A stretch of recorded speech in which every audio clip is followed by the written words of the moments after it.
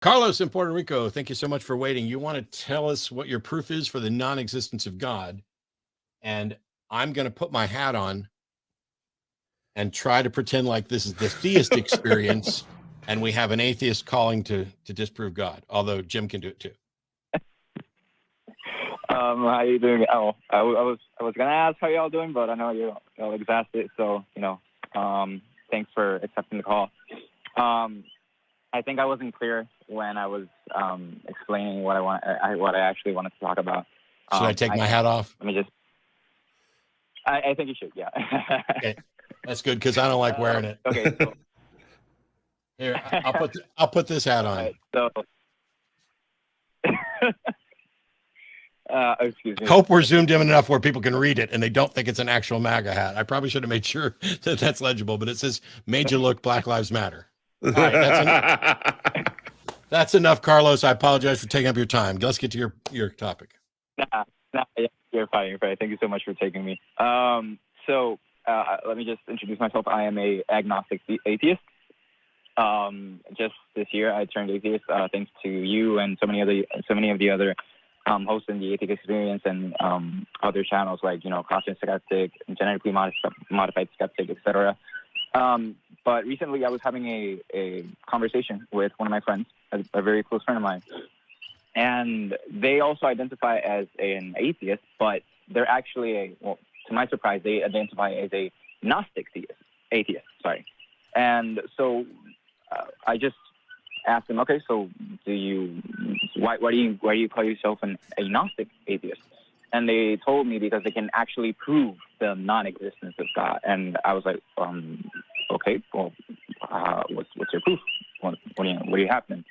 And so the example that they brought, which I'm going to say real quick right now, I heard it, I analyzed it, and I was like, okay, I can see your point. I can see what you're trying to say, but I don't think it necessarily disproves or better yet, proves the non-existence of a God. So, and I just wanted to know your take on it. So what they were trying to say is when you're in a river or in a lake or something and you're drowning and your body just sinks to the bottom and then, you drown and then your body floats back up. They were saying that there was no divine intervention there. There was nothing that happened there that they came to save you. So and essentially what they were trying to say is therefore, there is no God. And I'm like, okay, I can see what you're trying to say in the sense that that's silly. I feel like that. What? I'm sorry. I'm happy to let Jim jump in on this too. But yeah. What I said was that's silly. Yeah. So one, they're making a claim that there was no divine intervention there. They would need to prove that claim. So they still haven't proven that there is no God.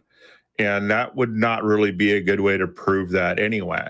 So the more specific, if you're going to try and prove something doesn't exist, really the only way you can do it is to go, if this existed or this happened, then we would expect to see the following. And if you don't see the following, then it seems unlikely for the event to happen. This is kind of what we do for the flood, right?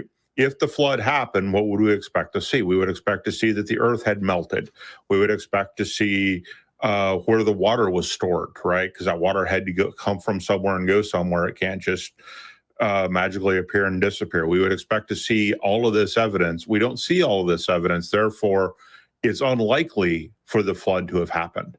And so you're going to do the same thing with a God. So if someone just says there is a God, gives you no characteristics of that God, it becomes very difficult to disprove that God because it's like trying to nail Jello to a wall.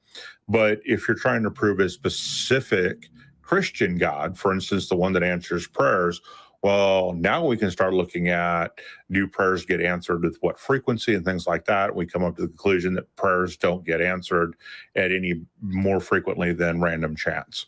So those are the ways that you go about disproving a particular God. But just the general notion of, yeah, there is a God with no characteristics. I don't know how you go about disproving that God. Does that make sense? Yeah, it does. It does actually. And that's precisely why I was, having a hard time trying to understand why this particular example would be one to prove the non-existence of God. Right after they brought up the example, I heard them out and I was like, okay, like I can kind of get what you're trying to say, but here's why I identify as an agnostic atheist. And it's because the same way that I cannot prove the existence of a God or gods, I cannot prove the non-existence of God or of a God or gods. Yeah, the short version is that for most gods that have been proposed, they're unfalsifiable, which means you couldn't possibly demonstrate they're wrong. In this case, the argument they presented is neither valid in structure nor sound in the premises. How did they determine? If you think about it, okay, you're in a river, you drown, your body sinks, your body floats. Well, that is just a description of physics. So you might as well say, when I let go of a pen, it falls down, and then say there's no divine intervention there, because it's functionally identical, this physical action. So A, you can't prove there's no divine intervention just because you didn't see it or detect it or anything else. But B, even if there was no divine intervention there, that doesn't mean there's not divine intervention somewhere else. It's like you got 50,000 rocks out in this field, and somebody says there's a bug underneath one of those rocks, and you lifted up one rock and didn't see a bug and concluded that the whole thing's a lie.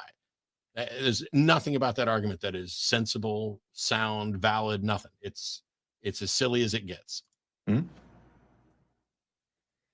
I understand. It's interesting that example that you brought up. I can kind of then try to understand, like, in the sense that, yeah, it's definitely physics as you just mentioned. I guess that, and here I'm just guessing because I'm not them. I'm trying to. I actually encouraged them to call the show, but they told me they were too shy to call. So I was like, okay, well, I'll hopefully. So I hope I'm doing them justice. But I guess that what they were trying to say is, in that example, is though it's physics, it's often believed that a omnibenevolent God, for example, can, it's all loving and everything, and omnipotent, so they can do anything. That it would be expected for that said God to divine. No. If they're going down that route, you can't say what you would expect a God to do in that circumstance because you're not God. Maybe God is intentionally letting that person drown because it's their time to die and go on to be in paradise forever. And so they're actually getting something good, and God is doing the best thing for them. How does your friend respond to that?